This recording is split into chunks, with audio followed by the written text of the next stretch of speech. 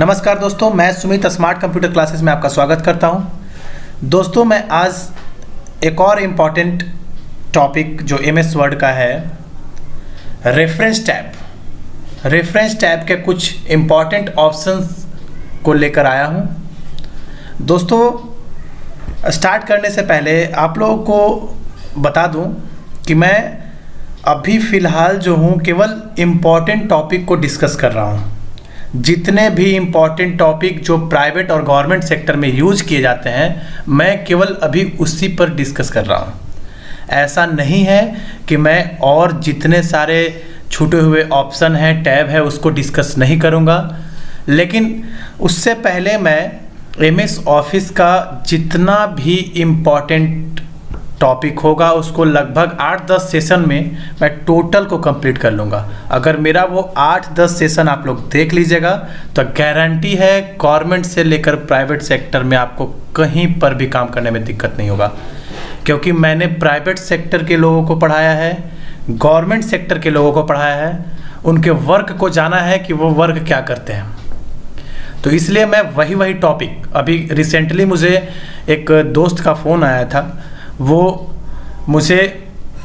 एक कोई book publishing company में काम करता है, पटना में है। बस वही मुझे बोला कि थोड़ा रेफरेंस टैब के बारे में भी आप बता दें तो ज़्यादा बेहतर होगा। उसका यूज बहुत जगह पर होता है, तो आज मैं उसी को डिस्कस करूंगा। लेकिन हर एक टॉपिक का सेशन बाद में आने लगेगा। उसके बाद क्या करेंगे हम कि एमएस वर्ड का होम टैब, इंसर्ट टैब, ऐसे कर करके 1 बाय 1 लाएंगे। अभी केवल क्या कहें तो केवल इम्पॉर्टेंट जो मतलब मोस्ट वीवीआई है वो जान लिए तो आप कहीं पे भी काम कर सकते हो, बाकी जानो चाहे ना जानो। ज़्यादा देर ना करते हैं, स्टार्ट करते हैं। आज हम रेफरेंस टैब के बारे में। सबसे बड़ी बात कि आपने नाम से ही इसका डेफिनेशन झलकता है, रेफरेंस। कभी भी आप लोगों ने यूज़ किया होगा, कहीं भी जॉब के लिए लोग जाता है तो वहाँ पूछा जाता है किसके रेफरेंस से आया है। बुक वगैरह आप खरीदते हो तो आपको रेफरेंसेस बुक लेने पड़ते हैं, साइड बुक लेने पड़ते हैं। तो रेफरेंसेस का मतलब होता ही है एक लिंक, एक जुड़ाव कि आपने किससे इसको जोड़ा है, किससे इसको रेफरेंस किया है। आप यहाँ आए हैं, किसके ना कौन बताया है तो आया है। आप ये चीज़ खरीद रहे हो तो किसने बताया खरीदे, ये सारा रेफरेंसेज होता है। तो ये रेफरेंस टैब के अंदर यही काम होगा।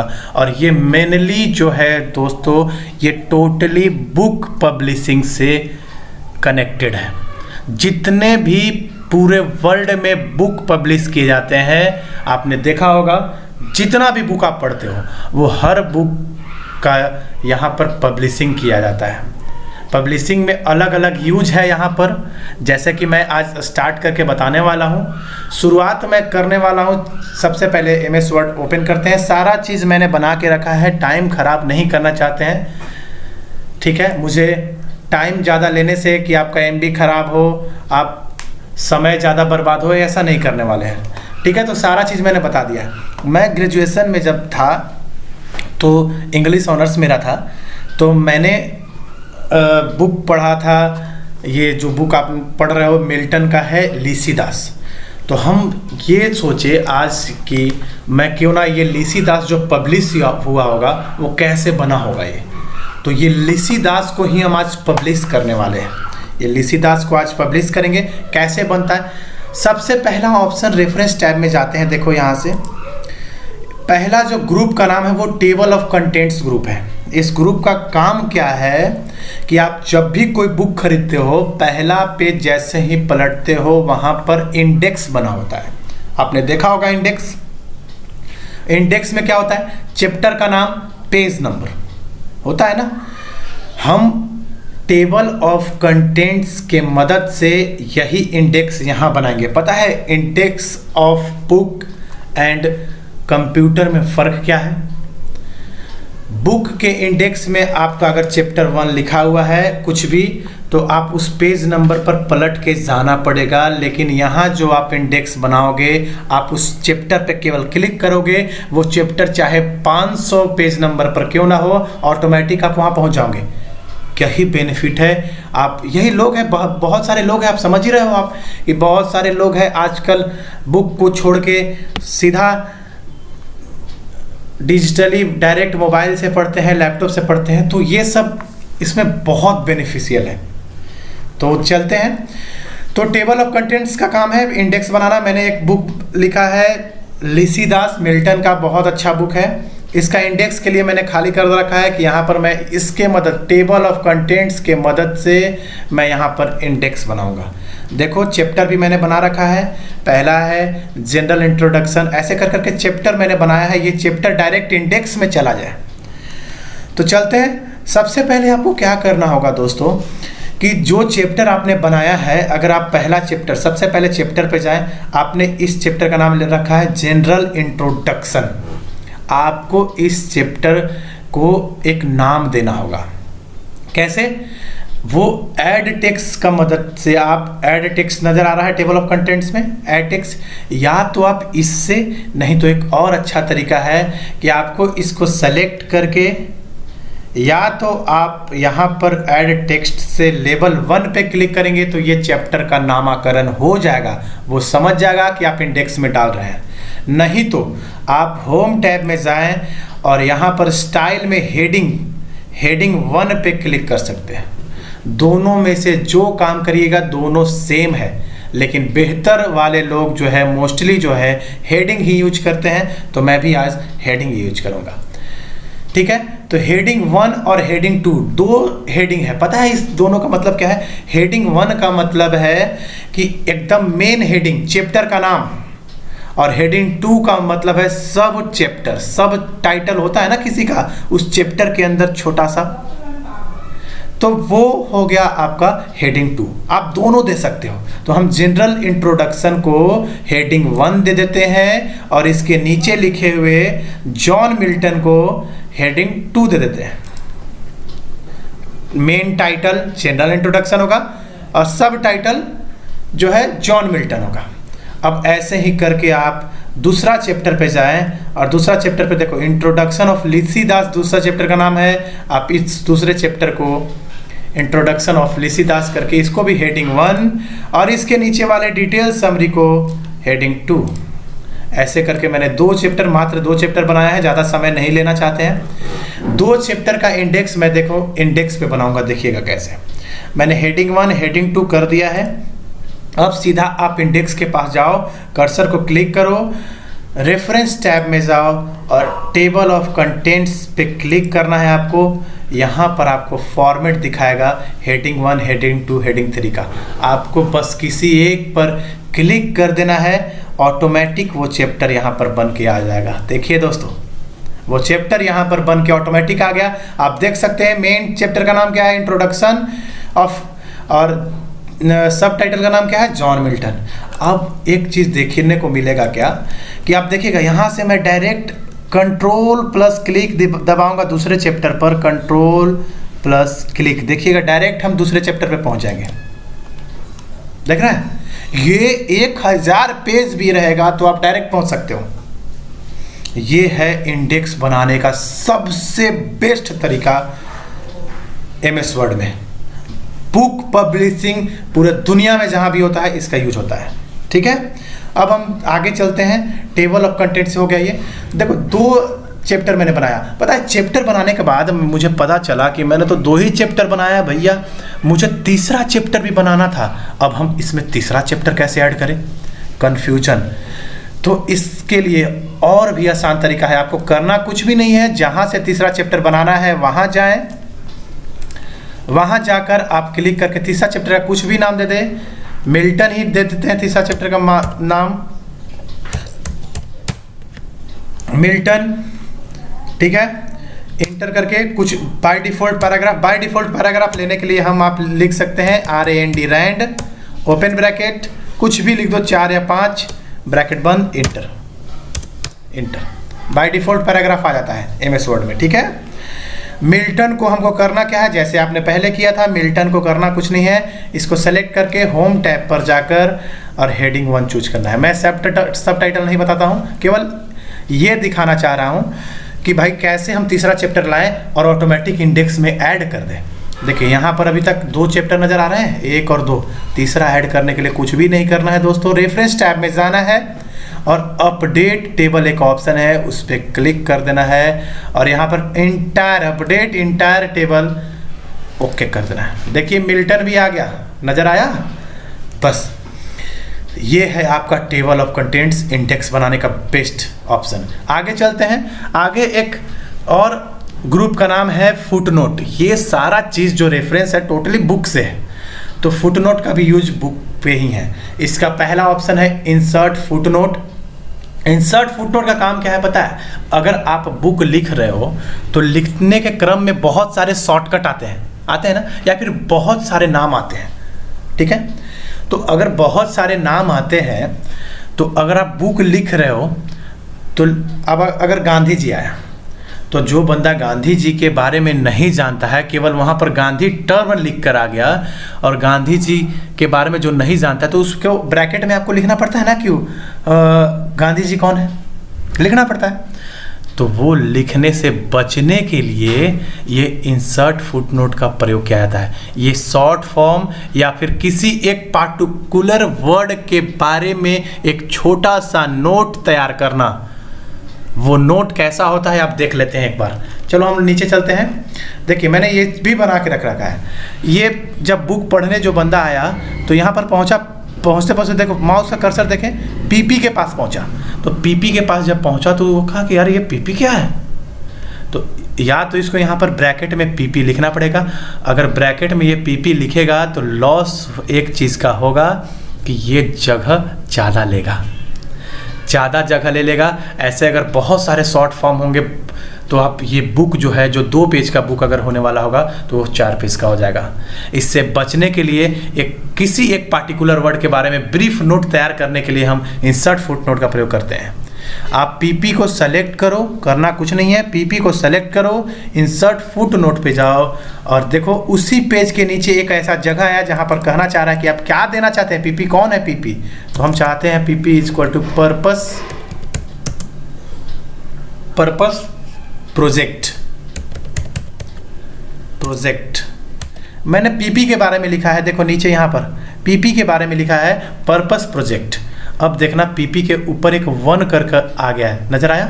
इसका मतलब होता है कि यहाँ पर कुछ छुपा हुआ है। अब जब पढ़ने के क्रम में कर्सर ऐसे लेते लेते यहाँ पहुँचिएगा ना, देखिएगा जैसे ही पहुँचेगा देखिए ऊपर में आ गया पर्पस प्रोजेक्ट। काम भी बन गया, जगह भी नहीं, वो नीचे चल गया, बीच में खराब करने के झंझट नहीं हुआ।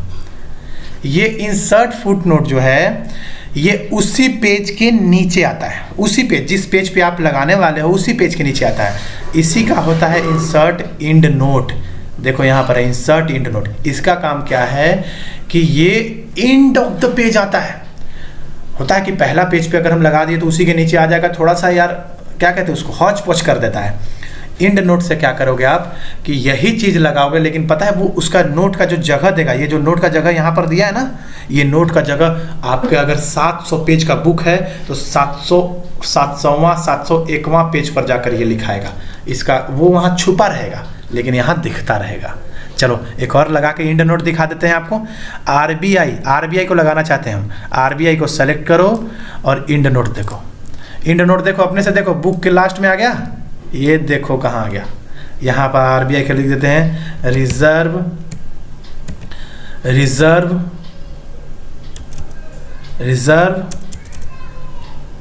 Bank of India. Reserve bank of India. आपको करना कुछ नहीं है, फिर से जाना है वहीं पे। अगर पढ़ने के क्रम में आप फिर से बढ़ते हैं, ठीक है, आप पहुंचते हैं जैसे आरबीआई के पास, देखो यहाँ पर भी लगा हुआ है। आप यहाँ पे क्लिक करोगे, जैसे देखो नीचे यहाँ पे आरबीआई जैसे यहाँ पे आया, क्लिक करने की कोई जरूरत नहीं है, ऑटोमेटिक है रिजर्व बैंक ऑफ इंडिया।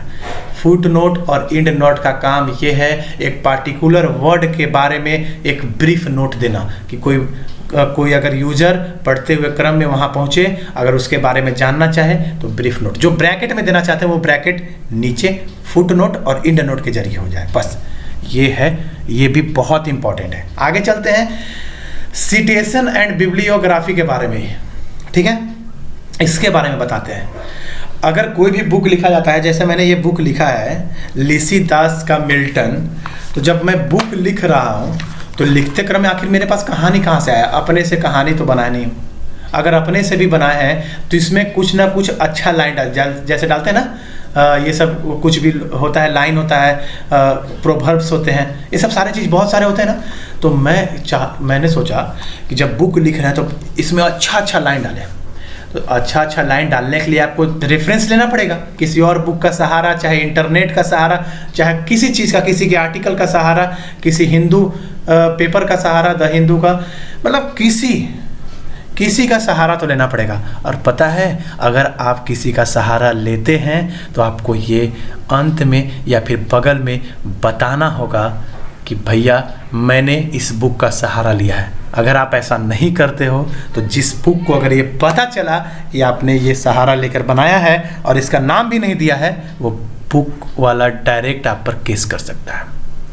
तो ये सिटेशन एंड बिब्लियोग्राफी इसी के लिए बना है कि आप डायरेक्टली आप बता सके कि मैंने ये बुक लिखने में कितने जगह से कुछ चीज़ों को लिया है, कुछ लाइनों को लिया है, कहाँ से लिया है, ये बताने का काम ही सिटेशन एंड बिब्लियोग्राफी करता है। सिटेशन का काम ये है कि ये पूरा तैयार कर देता है फॉर्मेट, कि आप कौन सा राइटर है, कहाँ से है, कब का है, ये सारा तैयार करता है। बिब्लियोग्राफी का मतलब है कोई भी बुक अगर इंग्लिश ऑनर्स किसी ने लिया है तो बुक कभी भी लो तो सबसे last page of the book में कभी भी पढ़ना, उसके हेडिंग में लिखा रहता है बिब्लियोग्राफी, और उसके नीचे बहुत सारे नाम होते हैं बुक वगैरह के। उसका मतलब ये है कि पूरा बुक लिखने के बाद अंत पेज पर आपको बिब्लियोग्राफी डालना पड़ेगा कि मैंने टोटल कहाँ से सब चीज़ को ढूंढ के इसमें डाला है। ये बिब्लियोग्राफी हो गया। वो फॉर्मेट लास्ट पेज पे होता है हमेशा। तो मैंने ये बुक बनाया तो इसमें भी बिब्लियोग्राफी डालेंगे ना कि मैं कहाँ से लिया हूँ। तो सबसे पहले उसका सिटेशन तैयार करना होता है कि भाई वो उसका नाम बिब्लियोग्राफी केवल फॉर्मेट देता है, लेकिन उसका नाम हम सिटेशन में ही लिखा जाएगा। तो चलते हैं हम लोग। सबसे पहले हम देना चाहते हैं कि जब हम यहाँ पहुँचे, एक लाइन पढ़े हम, you can easily change the formatting of selecting test. तो हम चाहते हैं ये जो लास्ट है यहाँ पर फुल स्टॉप, इसके बाद देना चाहते हैं कि ये लाइन जो है बहुत बढ़िया बुक से मैंने लिया था, कोई अच्छा सा बुक से मैंने लिया था, वो यहाँ पर छोटा सा लाइन देना चाहते हैं। हर एक स्टेंजा जो मैंने लिया है वो कहाँ से लिया है उसके लास्ट में फुल स्टॉप के बाद देना चाहते हैं। तो अब गए हम इंसर्ट सिटेशन पे, ऐड न्यू सोर्स पे क्लिक करें। आपको आ गया यहाँ पर टाइप ऑफ सोर्स लिखा हुआ है कि आप कहाँ से ले रहे हो। आप वेब तेब कहीं से भी लोगे, सारा चीज़ फिल्म से लिए हो, किधर से लिए हो, आप वेबसाइट देखो, डॉक्यूमेंट फ्रॉम वेबसाइट, सब चीज़। अगर मैंने बुक से लिया है, मैंने बुक का किसी पार्ट से लिया है तो बुक लिख दिए। कौन से बुक से लिए हो, ऑथर कौन था उसका, तो हम सोचे कि जॉन मिल्टन का बुक है, किसी और ऑथर चार्ल्स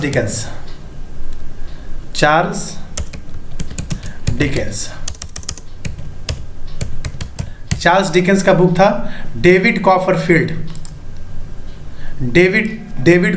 था, डेविड कॉपरफील्ड। वो बुक पब्लिश हुआ था 2000 में, मान के चलते हैं। सिटी था शायद लंदन। पब्लिशर था उसका नारायण सीरीज का भी बुक आता है, नारायण सीरीज। मैंने कहा कि ये जो लाइन मैंने लिया है चार्ल्स डिकेंस के डेविड कॉपरफील्ड से, जो पब्लिश हुआ था 2000 में, लंदन, नारायण सीरीज, इससे मैंने लिया है भैया, बताना जरूरी है। और मैं ओके कर देता हूँ। देखिए आप इसके बगल में चार्ल्स डिकेंस 2000 लिख के आ गया ना, आ गया चार्ल्स डिकेंस। अब पता है अब आपको क्या करना है कि ऐसे आप हर एक लाइन को लिखोगे, हर एक लाइन को, हर एक जगह की मान लीजिए जो लिए हो, अगर नहीं लिए हो तो छोड़ देना है, लेकिन जो लिए हो उसके बगल में फुल स्टॉप पे जाके फिर से जाओगे और फिर से ऐड न्यू सोर्स करोगे, फिर से लिखोगे। या फिर अगर ये लाइन फिर चार्ल्स डिकेंस का ही है तो आप इस पर फिर से क्लिक करोगे, फिर से बगल में आ जाएगा, ठीक है। लेकिन अगर जितना सोर्स आपने लिया है, ऐड न्यू सोर्स पे क्लिक करके आप डायरेक्टली ऐड कर सकते हो। और सबसे लास्ट पेज पे जब आप पहुंचोगे, सबसे अंत पेज पे, आपको करना कुछ नहीं है, आपको इस कहाँ से मैंने लिया है एक लास्ट पेज में बिब्लियोग्राफी आ जाए, इसके लिए आपको बिब्लियोग्राफी पे क्लिक करना है। किसी एक फॉर्मेट पे क्लिक कर दो, देखो आ गया बिब्लियोग्राफी, चार्ल्स डिकेंस का 2000 का डेविड कॉपरफील्ड, लंदन डरायन सीरीज, ऐसे ऐसे जितना भी रेफरेंसेज आप लिए रहोगे आपको मिल जाएगा। ठीक है, ऐसे करके मैंने इसका बहुत इंपॉर्टेंट टॉपिक रेफरेंस टाइप का बता दिया है मैंने। ठीक है, पिछले वीडियो में मैंने लिंक बताया था, उसके पिछले वीडियो में मैंने मेल मर्ज, ये तीनों टोटली जॉब सेक्टर का है।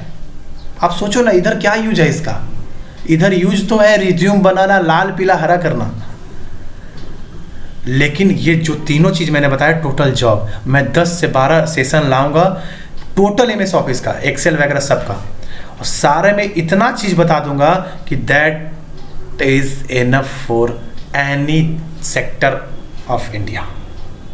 कंप्यूटर पे हर एक काम के लिए एनफ रहेगा वो, बस उतना ही। लेकिन हर एक वर्ड का, एक्सेल का, पावर पॉइंट का, जब ये सेशन खत्म हो जाएगा 10 से 11, उसके बाद मैं टोटली जो है 1 बाय 1 करके बेसिक टू एडवांस स्टार्टिंग से वीडियो लाना स्टार्ट करूंगा।